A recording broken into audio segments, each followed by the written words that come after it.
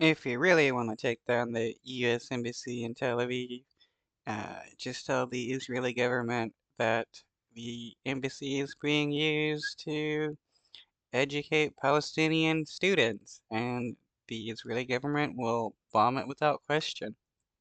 The FBI released this photo of Israeli police investigating a backpack with Molotov cocktails confiscated outside the U.S. Embassy in Tel Aviv earlier this week. The Israeli police said the backpack belonged to a 28-year-old who spit on a guard at the U.S. Embassy and left the bag behind, but police quickly arrested him. The FBI says the 28-year-old is Joseph Neumeyer, a dual American-German citizen.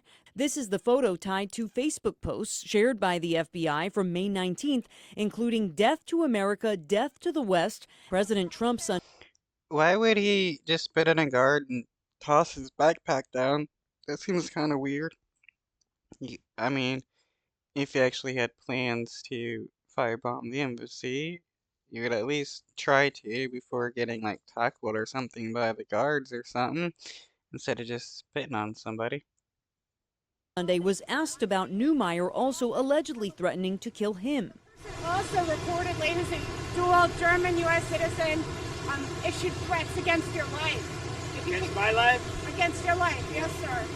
We've got a lot of them around. We've got a lot of sick people around. The federal complaint against Neumeyer says he arrived in Israel in April. He was deported to the U.S. Saturday on a flight to JFK Airport and faced a federal judge Sunday in Brooklyn. This as U.S. Secretary of Homeland Security Kristi Noem is in Israel, where she visited the Western Wall.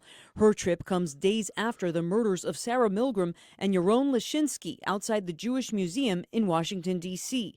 They both worked at the Israeli embassy in D.C. Assistant Professor Bill Braniff. There are on average 3 violent plots per day that occur or are attempted and are foiled by law enforcement.